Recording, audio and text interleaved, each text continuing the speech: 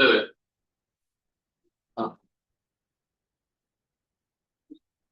So how many of you got affected with the email issues? Me and Bang. No, sure. I don't know about these guys. Did any of you get affected with any email issues? I think it was mostly students. I get lots of email, but I just open whatever I see to my professor or like a course. Other than that, I didn't open the email. That's why I didn't know.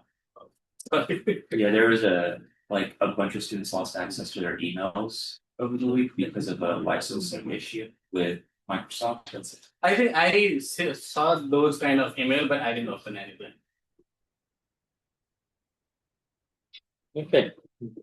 Thanks for letting me know. Yeah.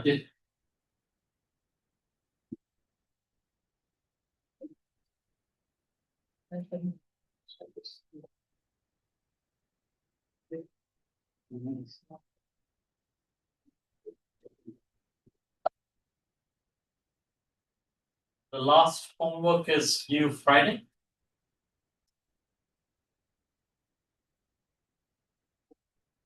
And the final exam.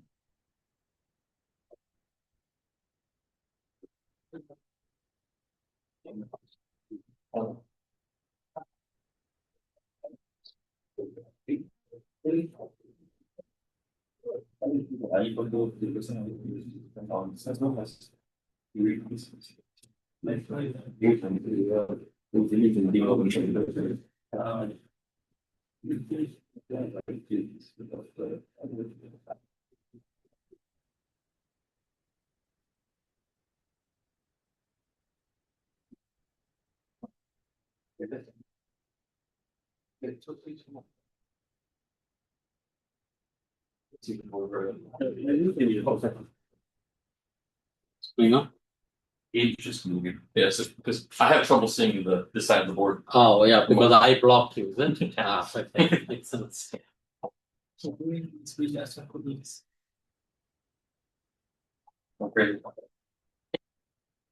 Any questions or comments? How was your Thanksgiving break? Oh, it's less productive than I wanted, but got at least 25% in my to-do list. So in that sense, good. Yeah. What about you guys? All right. You guys have a Thanksgiving? Yeah. I had mine in Chicago. Yeah. You were in Chicago. That big snowstorm up there. Last weekend, was it last Saturday? My wife and I had dinner with Dan and his partner. Oh, nice. It was fun. It was. What about those from outside? Did you guys get to do any Thanksgiving kind of? Yeah, I went to the other city, Missouri, for the 3 days. Missouri and Macomb.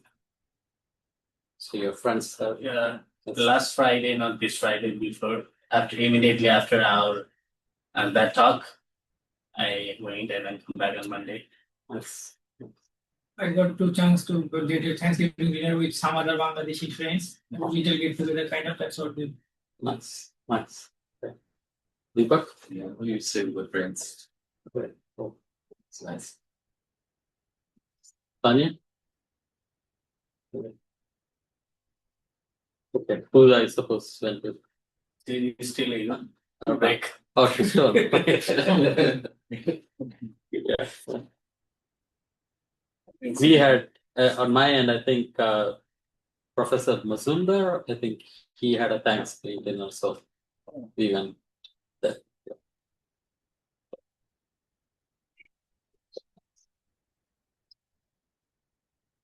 Okay, anything else?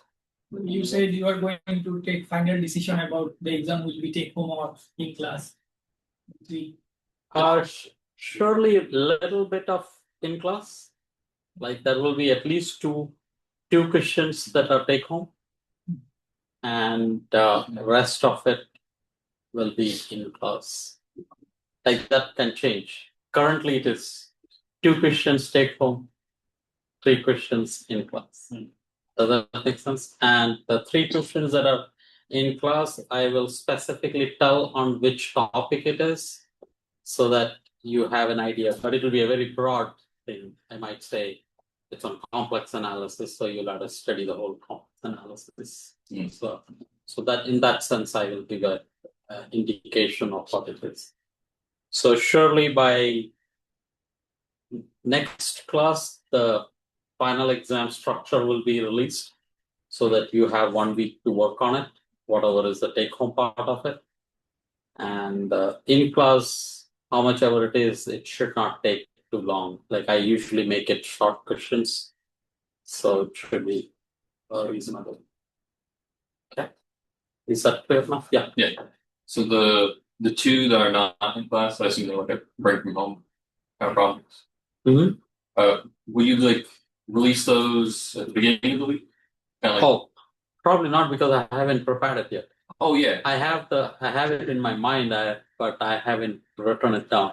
So I might take time by Thursday. By beginning of week, you mean the next week? Yeah, that's what I meant. Yeah, it will be released by Friday. Okay. This Friday before Friday I will release the final exam, whatever structure it is. It will be completely clear. Okay. If possible before that, but to be on the safe side, let us say this. Anything else?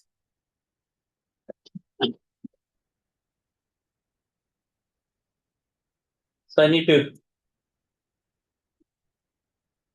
do things or at least introduce Bessel functions so that you can work on the homework. What I'm currently doing is called Bessel functions itself, the standard Bessel functions, and what you use in your homework, or at least the last part of the homework where there is Green's function involved, that involves modified Bessel function, and I will motivate that at least in the beginning of the lecture. So let's say spherical geometry, just to give you a feel for what we are doing. Spherical. You notice everything is going around 1 over R potential, the electric potential due to a point charge, that's 1 over R. And we showed that 1 over R, which is that R is any coordinate and R prime is the position of a charge. This can be written as a series. So this was the first thing we did as P hat dot with R hat prime. This is just a sophisticated way or abstract way of saying this is cosine theta. But if you have 2 vectors, the angle between them is cosine theta or even cosine gamma, you can say. Let's say this is cosine gamma, right? That's what I've been using. Sine gamma times the Green's function in the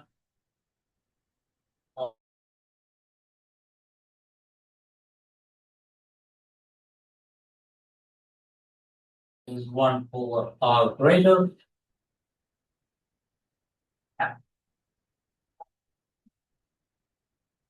We wrote this directly by writing it in here, but this is a way of seeing that this is if you're working on a sphere, there are angles and parameters that describe the surface of a sphere. And if you go outside the sphere, inside the sphere, the Green's function controls that, what is inside the sphere, outside the sphere, and the Green's function is given by this.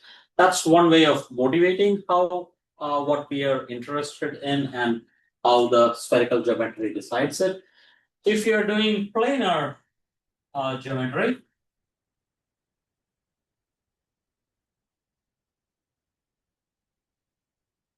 maybe I should also say that gamma here has two angles, right? Theta and phi.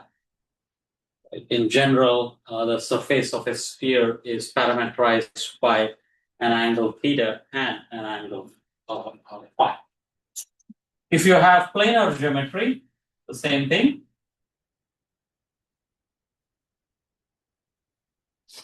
If you try to do this, then on a plane, it is a Fourier transform that is used. So this is on a sphere. Let me draw a diagram here. So that's your gamma, right? If you have on a plane, it is a x and y and z direction is perpendicular to the plane, and you would say this is instead of discrete, now you're having two perpendicular directions. This is the Fourier transform and exponential of I k per. Got it with r prime. This is basically x minus x prime and y minus y prime. And again, you have Green's function, this time labeled by k per. So that is z comma z prime, which is labeled with the k per. Here, the Green's function is discrete. There is an L that is that's a discrete nature of the Green's function. Here, g is equal to exponential minus k per v minus c prime divided by 2 k per. Again, a diagram would be, this is the plane, and that's your z direction perpendicular to this. And the Green's function, if you were to plot this with, this is z prime, it dies off like this and dies off.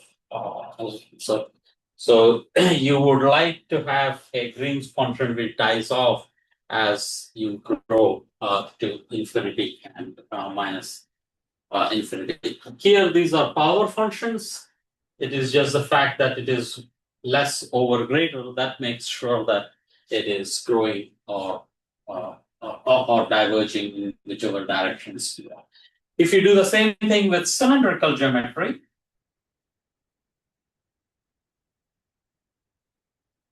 or let me explain a little bit more so that I introduce the Bessel function.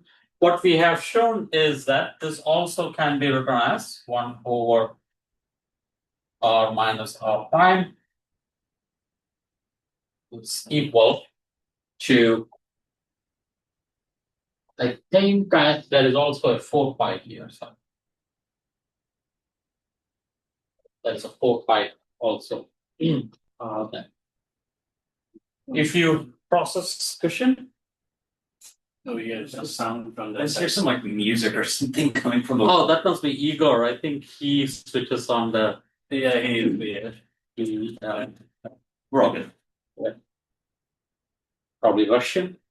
Maybe. Is it disturbing? Should we? No. Yeah. So let's so process this a little bit. So let's have 0 to infinity. That is a 1.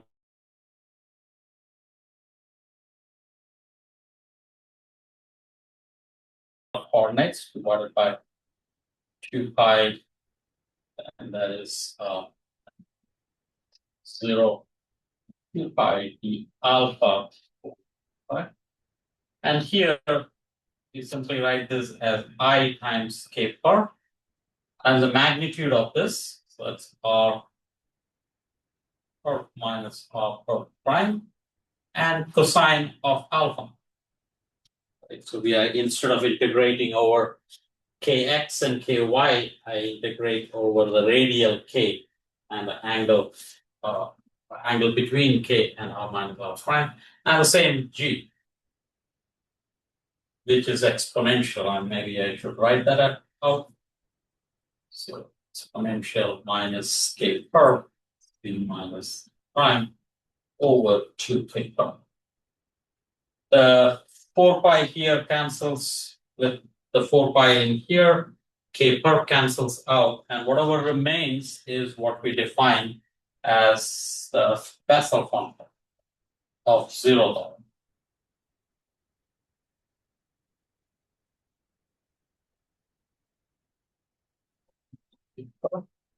Notice there is no 4 pi now.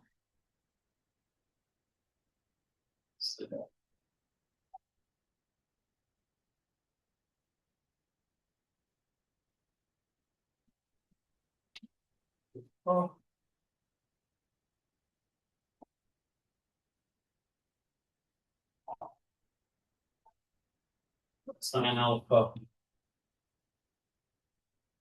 I think we cut the two. Right? Yeah. And this is defined to be the Bessel function of 0 dollar. This is J0. After you integrate this, because alpha doesn't exist, it depends only on this parameter. So this is case per minus alpha, which could be anything. You could just call it t. What you would like to see is that there is always, for spherical geometry, it is if you have a sphere that is r and r prime, you separate that out and you expand it in terms of a parameter on the sphere. Here it is x and y, it is a Fourier space that you could have done. But then when you switch over to the polar coordinates, you have what is called the Bessel function. This is the 0th order, exactly like you have the legendary polynomials. Legendary polynomials was extended into spherical harmonics. Similarly, now we will extend this into the angular part also, and that will bring us all the higher order Bessel functions. So how you would proceed with that is, let's again define the 0th order Bessel function instead of writing the whole parameter here, which has a physical meaning. Now it is just a variable J0 t. This is 0 to 2 pi alpha.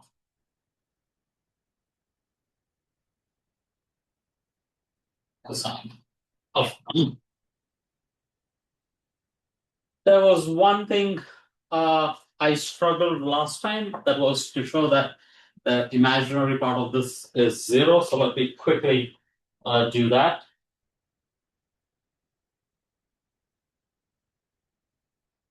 In the last lecture, I started with J0, and J0 t can be written as 0 to 2 pi alpha pi.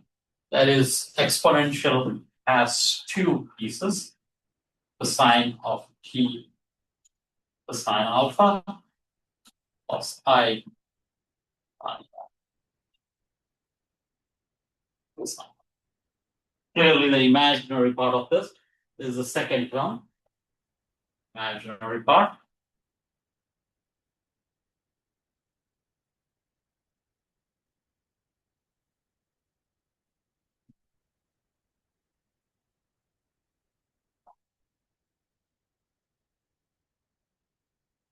And we would like to see that this is actually 0. So if it is 0, that means the Bessel function is really a real point. For that, what one can do is that split this integral into 2, 0 to pi alpha over 2 pi plus pi u pi.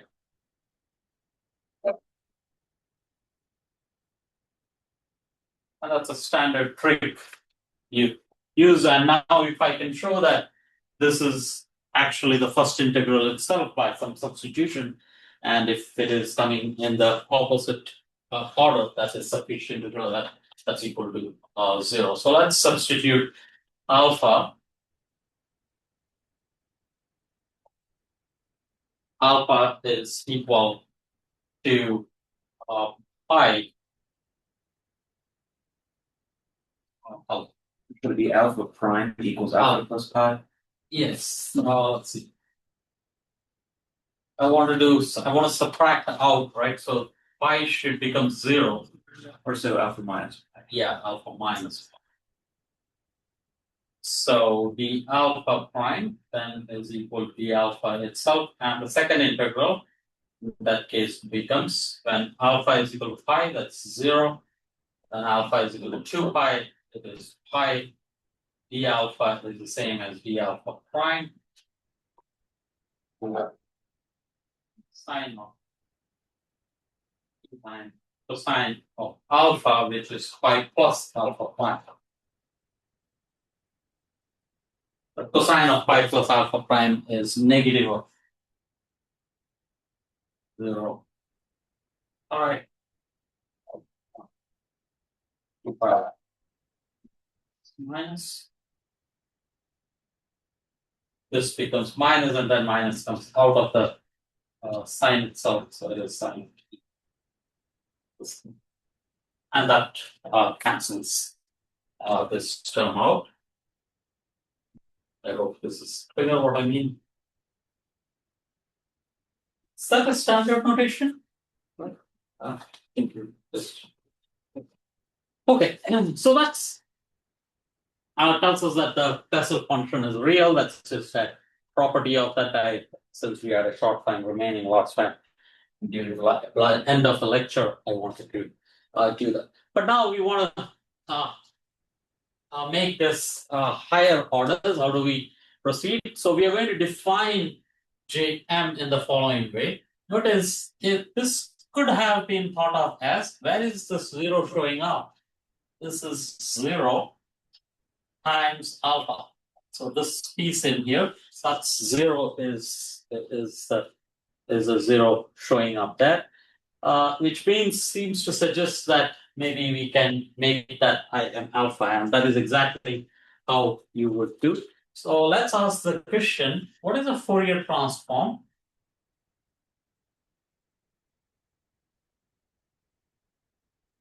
of exponential I t cosine alpha?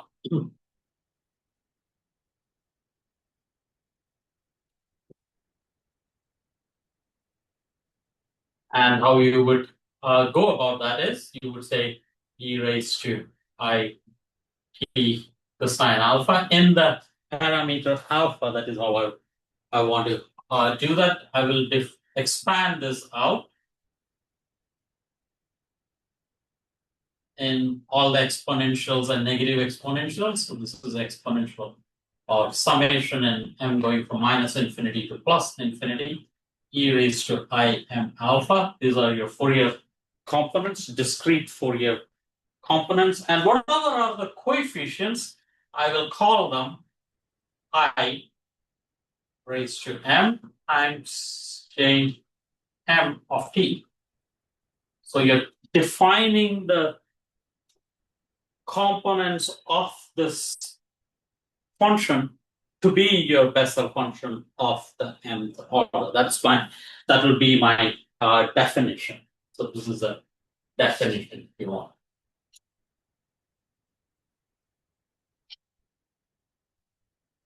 How do we get them? So we have defined it in one way or the other. So what you would do is that you can invert this as a Fourier transform, but even as a summation, what we could do is start from the left hand side. This is called the generating function. And write this as I of t. Cosine alpha is e raised to I alpha plus e raised to minus I alpha divided by 2.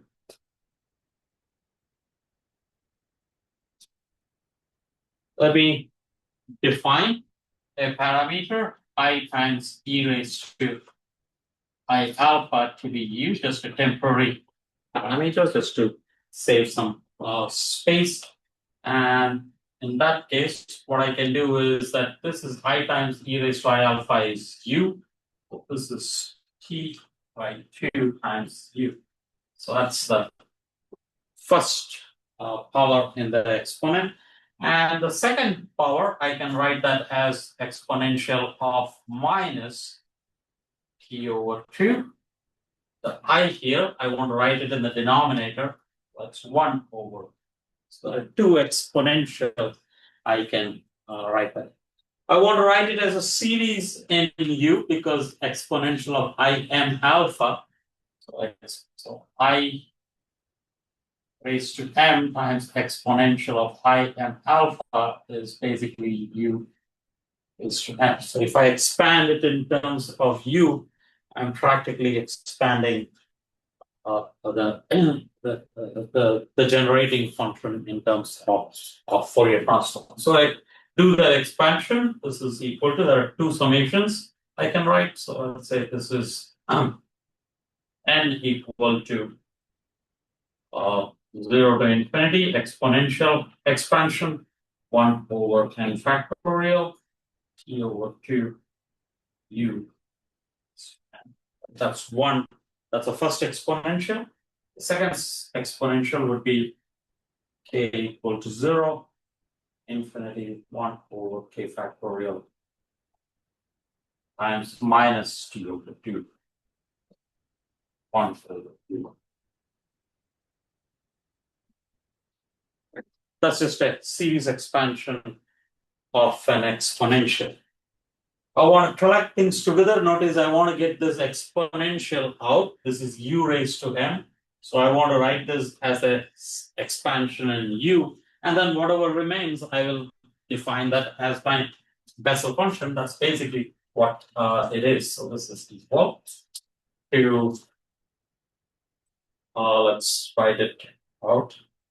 So we have n equal to 0, infinity, k equal to 0 to infinity, 1 over factorial.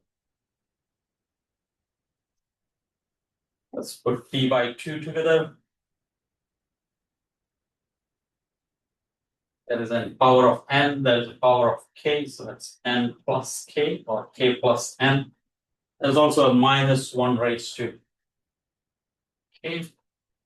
And eventually you have u raised to n minus k. So that's your expansion. I want to get u as a single power. So I want to substitute n minus m. So it's clear what I should be substituting.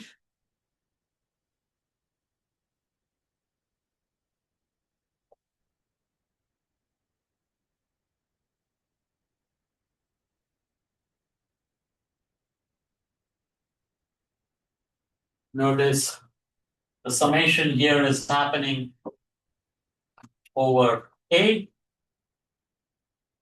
k, and n. These are all discrete.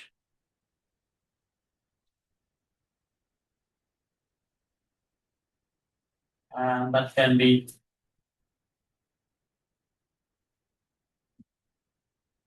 shown in this form. Each of these lines that I have drawn, they have 45-degree slope. So n is equal to k plus m, where here m is equal to 0, m is equal to 1, m is equal to minus 1. Each of those lines represents the slope. So what I'm saying is that in this direction, you have your m increasing. We would like to substitute, make some substitutions. So what I want to substitute is n minus k is equal to m. And the second variable, I'll keep it as k itself. So I want to replace all the n's with k, n as in November with m as in Mike. What are the range in which, if it goes, so from here when I go this way, n was going from 0 to infinity and k was going from 0 to infinity. Now m will go from plus infinity to minus infinity, and k still will go from 0 to infinity. K will be greater than or equal to 0 and less than, and it's discrete also. I should clarify that. If we take care of that, what this implies is you have m equal to, so I'm replacing n and k with m and k.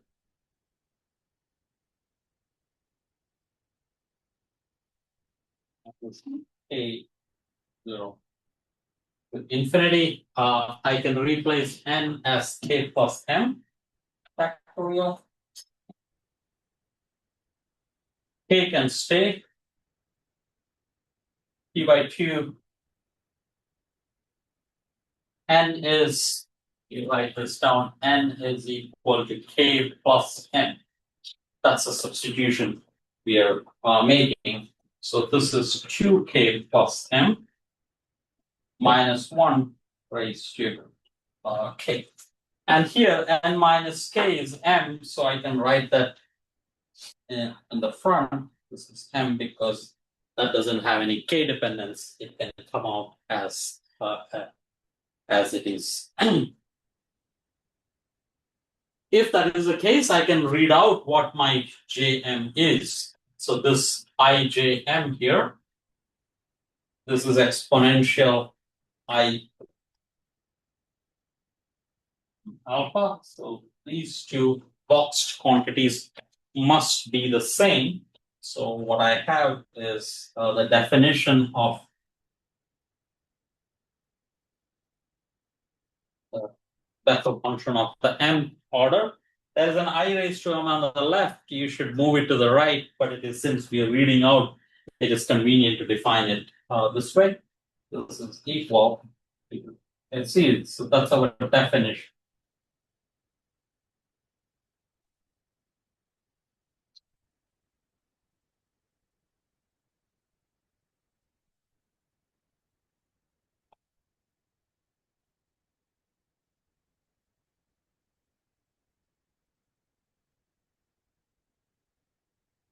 A bit of tradition and history is good.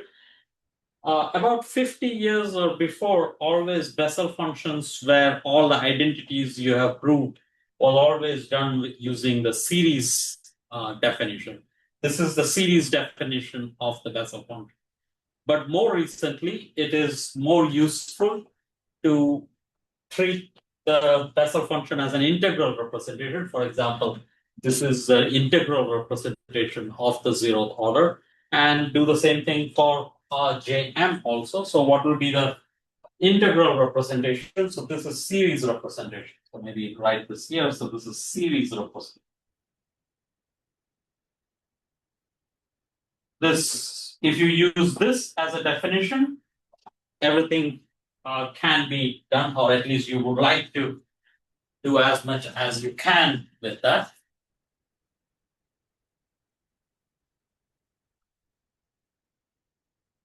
But an integral representation is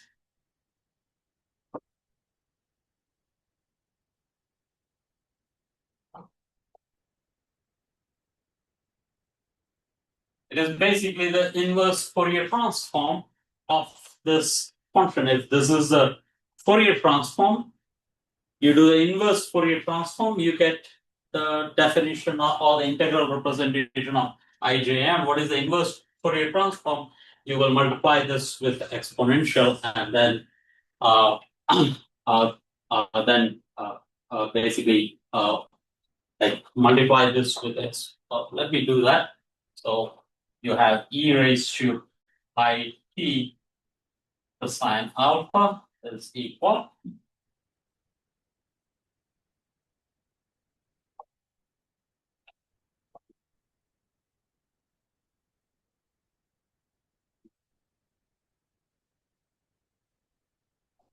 So these are the components. So this is the unit vectors. These are the components of this function, or the generating function in terms of the Fourier transform. If I want to inverse Fourier transform, what you do is multiply by the orthogonal component. So this will be I m prime now, alpha, e raised to I t cosine alpha, multiply that on both sides, right? You're trying to get the particular component. Remember, it is equivalent to saying A is equal to A1 I hat plus A2 J hat. If I want to get A1 specifically, what I will do is I'll multiply I hat, the orthogonal component to that, and I'll get A1. If I want A2, I'll multiply the second component to that. So that's exactly what you're doing. This is the orthogonal component to this unit eigenbasis, and then do the integral instead of the dot product. Here it will be an integral. So this is equal to e raised to minus I m prime alpha.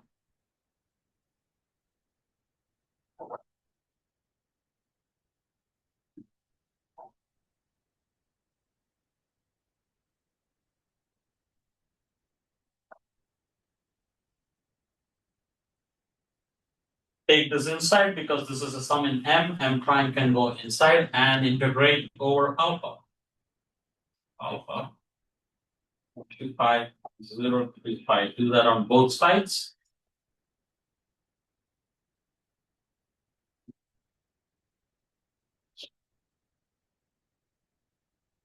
Sum alpha. And when I'm integrating, I can move one.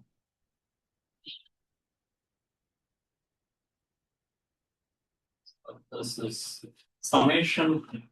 Then I have I integral.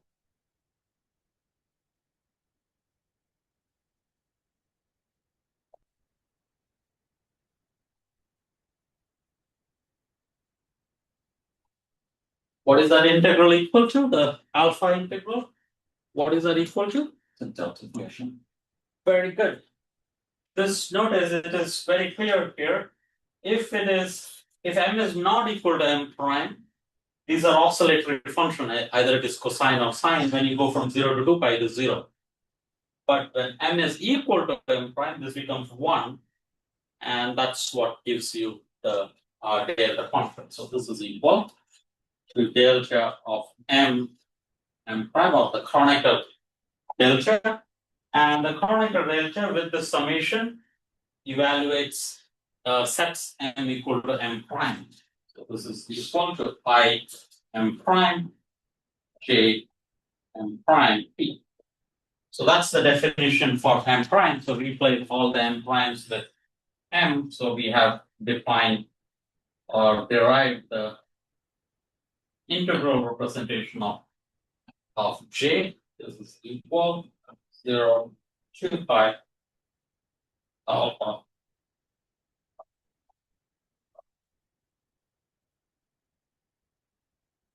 just to match it with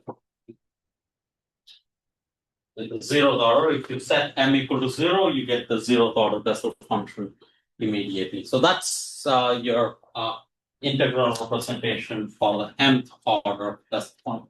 Once you have a Bessel function, you would like to know what is the differential equation associated with it, what is the orthogonality conditions associated with this, and the completeness relation associated with it. So let's quickly do that. So let me skip in here, so because this gives you a comparison between planar and spherical.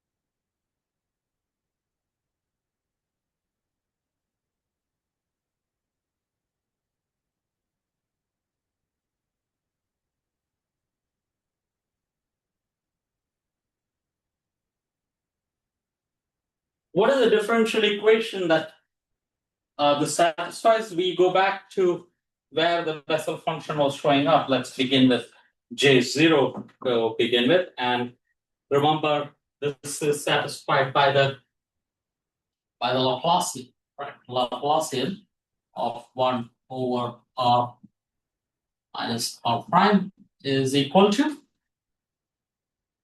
What is that equal to?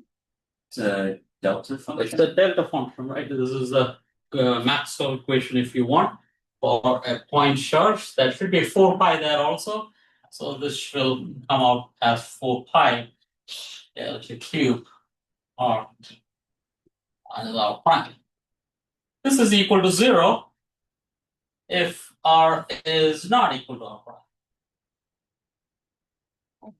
So that gives you a hint of what this differential equation might be. So we are in Z.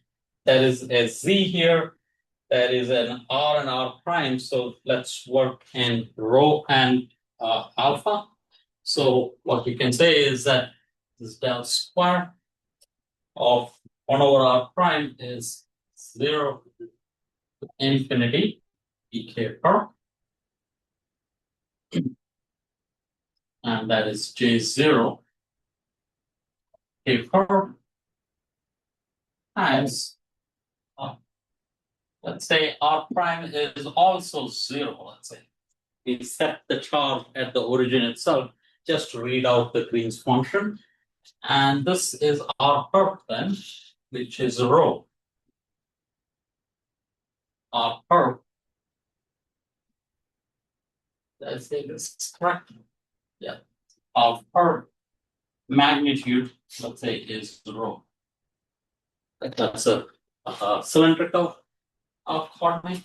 And what we have is exponential minus k perp as magnitude of z, because z prime I have set it to 0. So that's your solution. That's a differential equation, and I already know the solution in a sense. So let's see what this comes out to be as far as the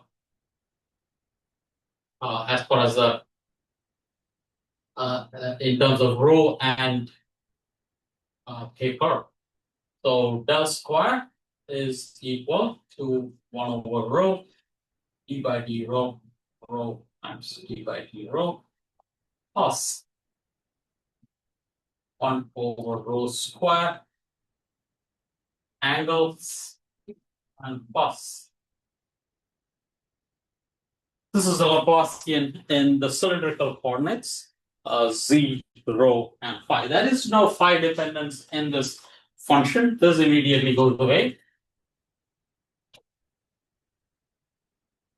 Right, so that's equal to 0 basically when that acts on that. And what we learn after that is that 1 over rho divided rho d by d rho plus, when this acts on z, it brings down 2 minus k perps, so it is plus k perp square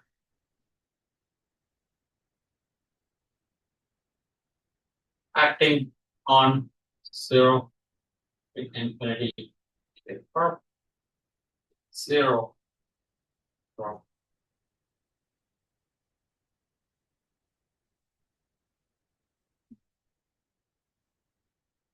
I can take this into the integral, and since exponentials are again complete functions, you get a differential equation for J0, and that's 1 over rho d by d rho.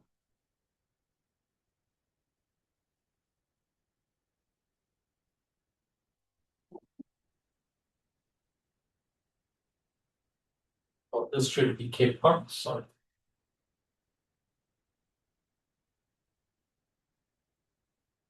This is in dimensional variables. You have k perp rho sitting in here. If you somehow want to write this as t, a dimensionless variable, remember every function you define is always defined on a number, so it has to be dimensionless quantity. So once you bring in a dimensional quantity, then you have to cancel it out with another inverse dimension. So t, t basically is k perp rho. So wherever I have a rho, I have to provide that 1 key, right? So testing will be to multiply this with by rho square. What should I do?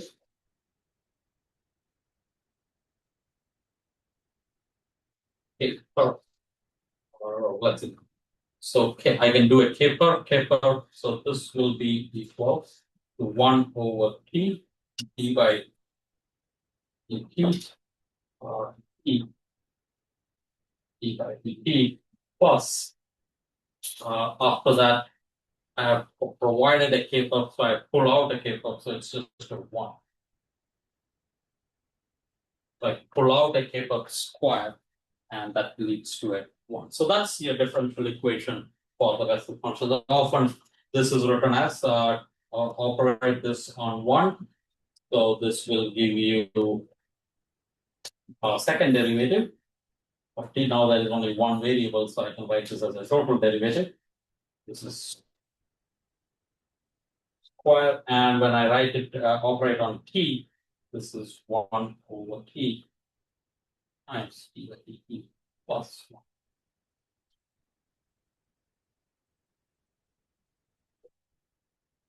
That's a differential equation for the Bessel function. Here, going from this step to this step, I basically pulled out a K per square, which should not map. So I think K per square should come out, yes. Like then dimensional works on. That's a differential equation. Next, we want to have the orthogonality and the completeness, and that is sufficient to completely everything can be proved using those definitions.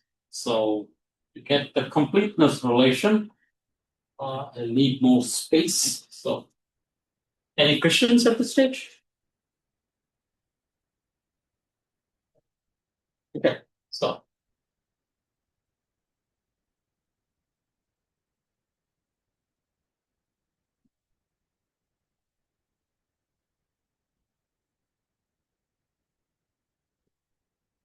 the main quantity we started with to identify the Bessel function is the Fourier transform. We took a plane, and on the plane, the variables that are being used is being Fourier transformed using Fourier functions.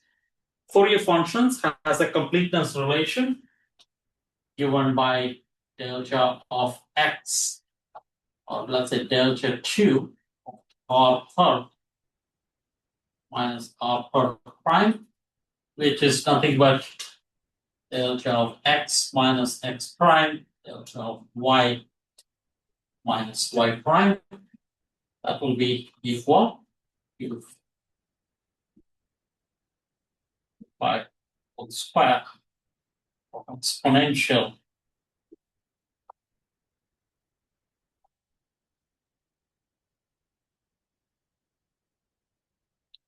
That's an identity. You can put in one more thing in here.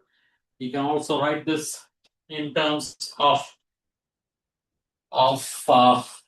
polar coordinates. So this is rho prime over rho times delta of phi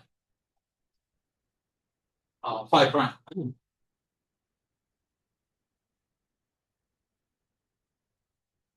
And a diagram that can help in this is you have this is your x and y, and that is an r vector, r per vector. That is an r prime, and that is a per vector. This is having the angle phi prime. This is alpha. This will be phi. That's the coordinates we're using. The magnitude of r per will be rho. Magnitude of r per prime will be rho prime and k curve is k curve that we have been using in our school. So that's your notation. That diagram should help you with what we are trying to do. So a completeness relation should give you this on the right hand side, but let's begin with this. So we can write rho minus rho prime over rho prime minus phi prime.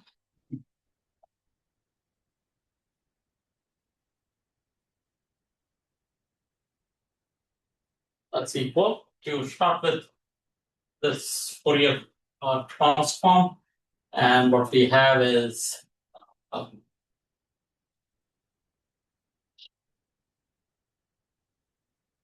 this can be written into polar coordinates. So I have k curve, ek curve over 2 pi 0 to infinity 0 to 2 pi times d alpha over 2 pi. This alpha is the angle associated with k curve. So I'm integrating over the whole of this vector k curve from that space. This is the two exponentials here are e raised to I k curve rho, and cosine of the angle between k curve and r curve. K curve and r curve is phi minus alpha. So it's phi minus alpha.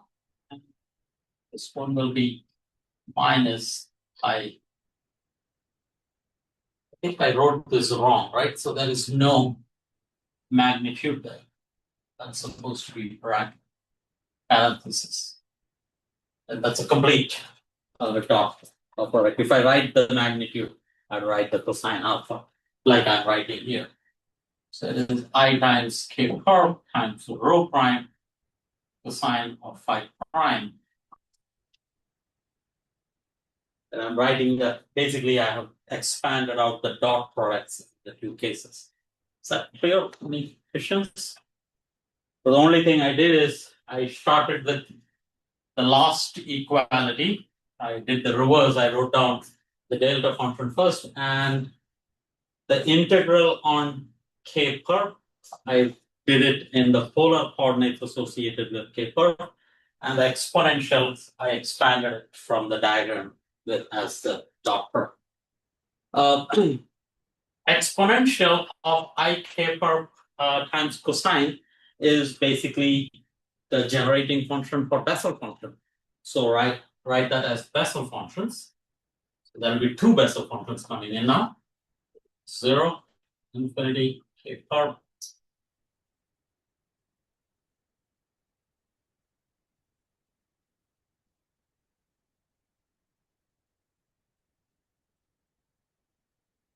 Bessel function, this is a expansion. Fourier transform this, so you have m equal to minus infinity to plus infinity, and you have exponential I m. Instead of alpha, it is phi minus alpha times I raised to m times j m of the whatever is inside in here. So let's keep curve rho. This is the first exponential has this is basically the generating function of the Bessel function that we replace here. Do the same thing for this, except for the fact that this is also a complex conjugated function, generating function. So whatever I write, I have to complex conjugate it also. So use that idea. I cannot use m because I've already used it. Use m prime is equal to minus infinity plus infinity, exponential minus im prime. This is phi prime minus alpha. I becomes minus I prime J prime K prime. So whatever was the definition of the Bessel functions of nth order were defined as a Fourier expansion of this exponential. At this point, I noticed. Remember, this is the game we always play. We literally don't do any of the integrals except for delta function integrals. Here, you notice that alpha integral can be collected together. Alpha integral shows up only as exponential. So move the integrals forward. Let's basically rearrange these quantities. So we have 0, infinity, k curve, by alpha. I'm going to move forward. M goes to minus infinity plus infinity prime. So one integral, two summations, and an integral on angle alpha. So let me keep all the phi's together. So I have e raised to phi m. That is a phi here. That is a phi prime there. Phi and exponential of minus phi prime. Phi prime. So I have taken care of this. And I have Jm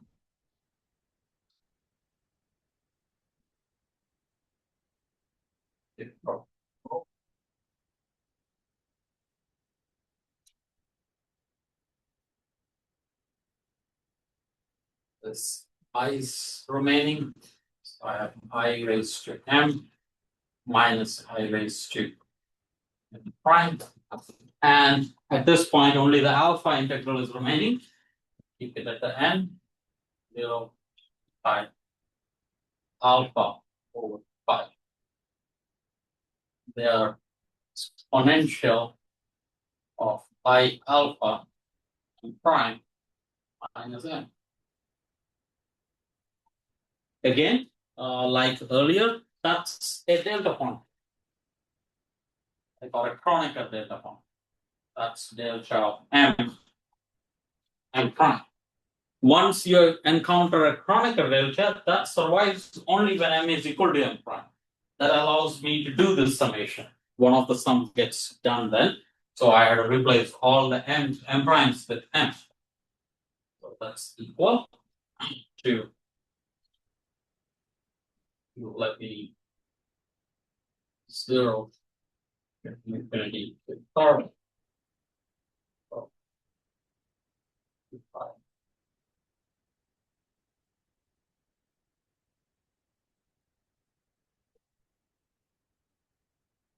Once I replace m's, I can pull that in. M phi minus phi prime, so it gets factored. I have m third. So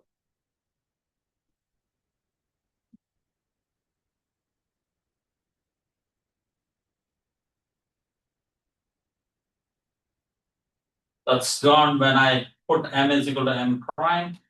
That's a minus I times I raised to m, which is equal to 1 raised to m. So what we have is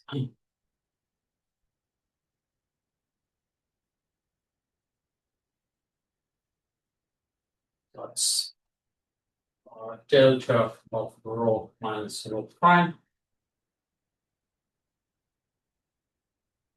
over rho. Notice that delta of rho minus rho prime itself is 1 over 2 pi exponential of I m phi minus phi prime. So I can get rid of this also and write one more statement. Is also true, but this is more useful.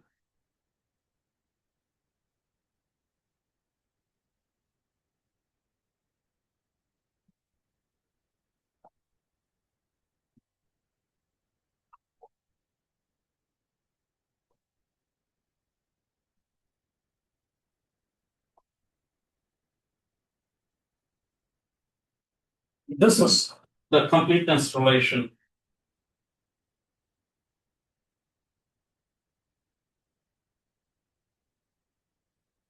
for Bessel functions. Remember, completeness relation is all the unit vectors coming together to one. Remember, I had, like in 2 dimensions, this will be I hat plus j hat is equal to 1.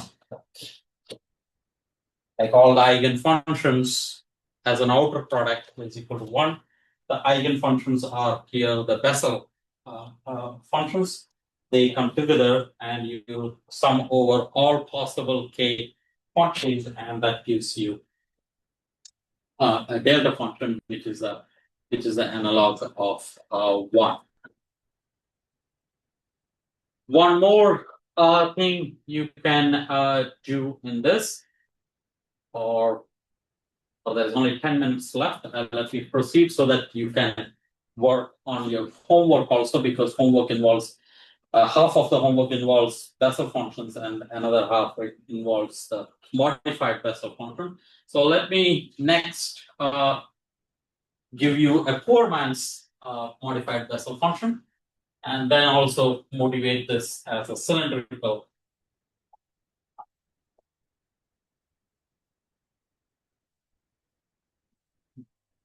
form.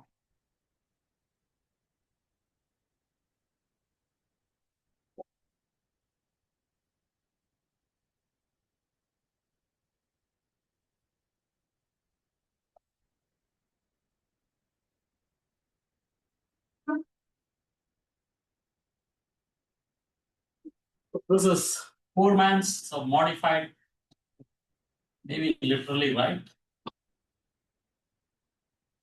and modified Bessel function.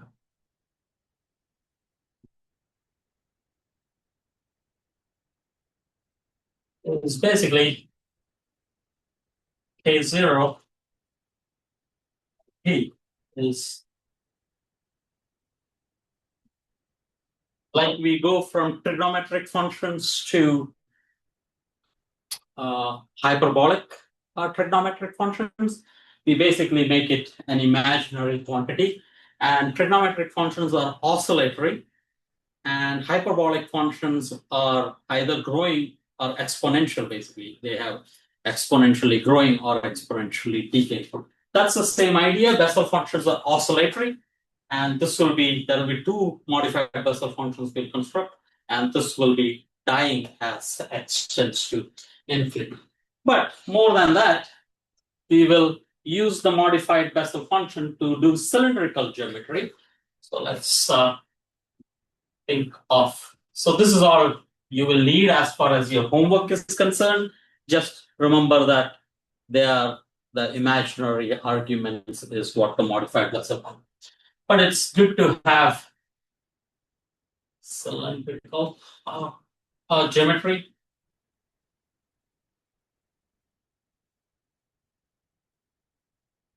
Notice what we did here. We started with 1 over r minus r prime, collected the theta and phi, and wrote the Green's function.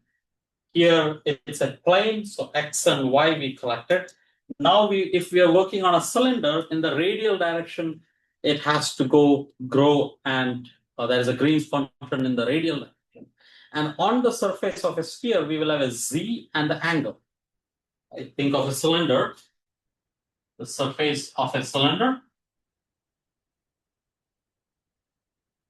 So this is your rho, that's your z direction, and on the surface is your phi.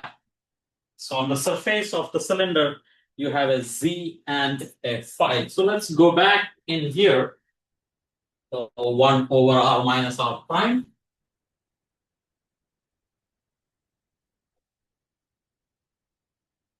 Small trick will let us define our modified Bessel function. This is pk per. And let me go back here.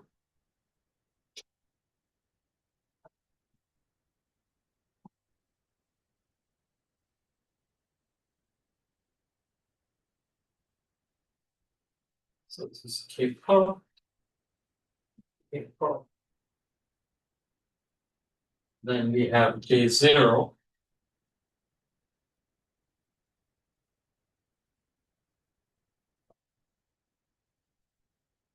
Let me write this as P.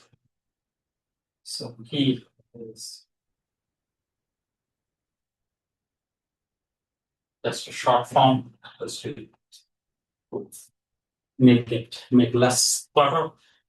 Exponential minus K per Z minus Z prime divided by K per.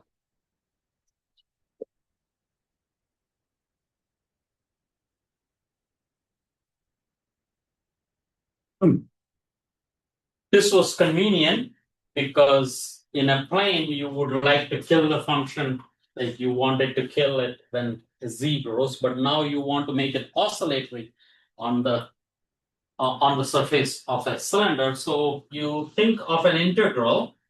Notice that integral of dkz now over 2 pi.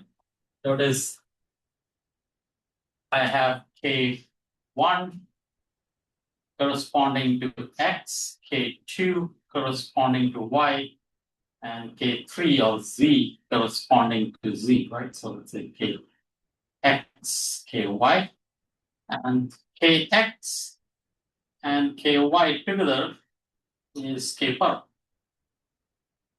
And kz is the third Fourier transform, if I were to write that as a Fourier transform. So that's the idea of kz in here, but it's just an integral parameter. You can do whatever you want with it.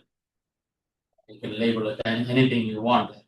Kz times, this is not a magnitude, this is a parenthesis, right? Not magnitude like we have. And divided by a per square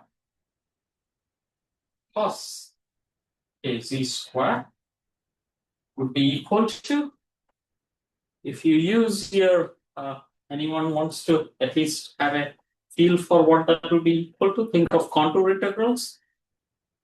So if you think of contour integrals, this will have a pole whenever this goes to 0, and this goes to 0 when kz is equal to plus or minus k per. And if you evaluate this, if you go in the upper contour, only one of them will contribute. In the lower contour, only one of them will contribute. This will be exactly equal to minus k per z minus z prime divided by 2k per.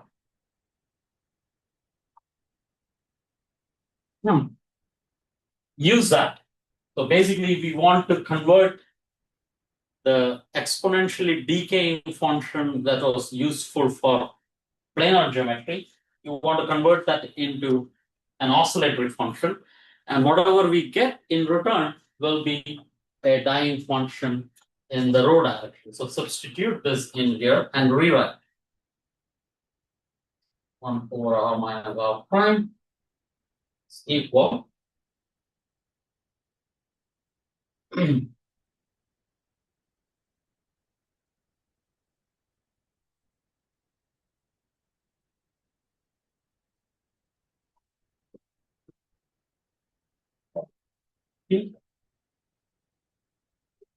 and this one I write this as minus.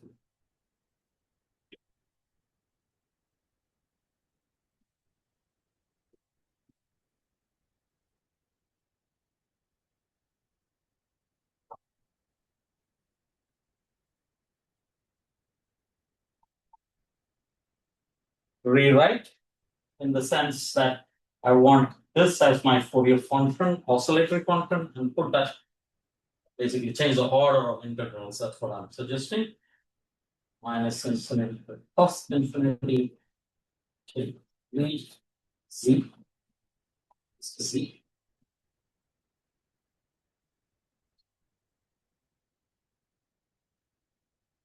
And write this, the remaining thing as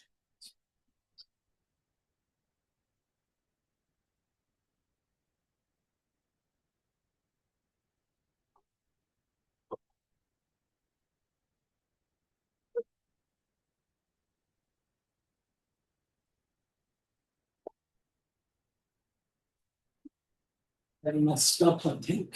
Let's see. I think this should have a 4 pi in here, right? So on the left, that should be a 4 pi.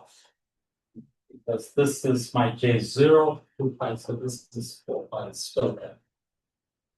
So I still have a 4 pi on the left. I think over there we reduced the 4 pi, we got that. Yeah, but I started from here. So I noticed this is what leads to that. Yes, This there is already 4 this pi. is my J0. So that is a 4 pi. The one is cancelled, one is there. One 4 pi is cancelled with that 1 by alpha pi, and the one 4 pi is still there because of. Correct. Yeah, so this is correct, I'm saying. Yeah. Agreed? Pradeep? No? I'm just looking. Remember, this is Bessel function. Right? This is the same quantity as here. That's Bessel function. So that's k per 2 pi, That goes. exponential here. So the 4 pi has to be there. Okay. And this is what we are going to define as the modified Bessel function.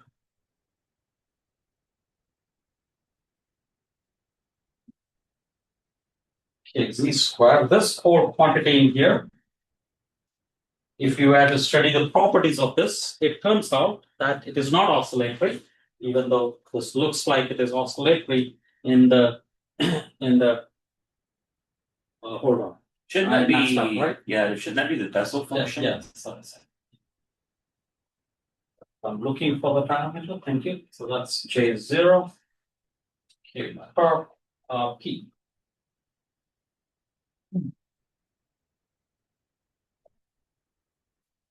This will be defined as this squared quantity, the zeroth order modified Bessel function. K per is integrated out. What is remaining is Kz. Notice this is Z, not per, and it is P, which is P, remember, is a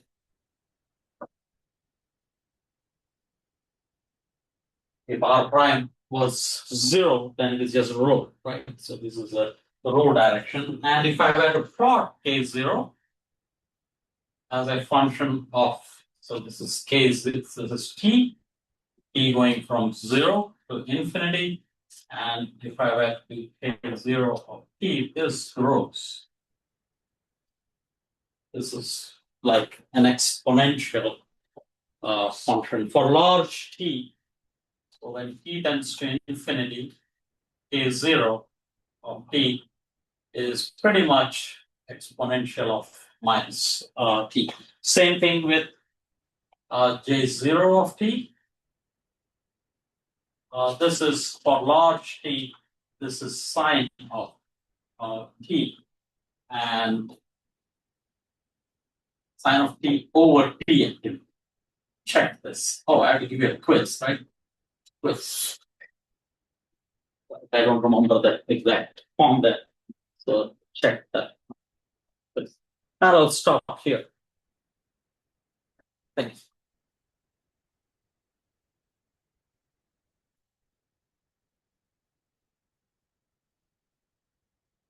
Again, for your homework, you need modified Bessel functions, but for those purposes, you just need the differential equation that is given to you in the homework and the idea that it dies down and grows. Think of it as exponential functions and you should be able to do that. And I will also try to go through it on Friday. But start working on it so that you complete it. Yes. Yeah. No, So what is the capital K0? Oh, this is I should have written that down, right? This is the modified Bessel function of 0. Like exactly like Bessel function of 0, 1, 2, 3 can go. So similarly, modified Bessel function has 0, 1, 2, 3. And the nice feature is that they are like exponentials. So if you had to match this with an exponential function, they will be exact. The large t. And same thing with the oscillatory Bessel function also. For large t, they will look exactly like sine and cosines.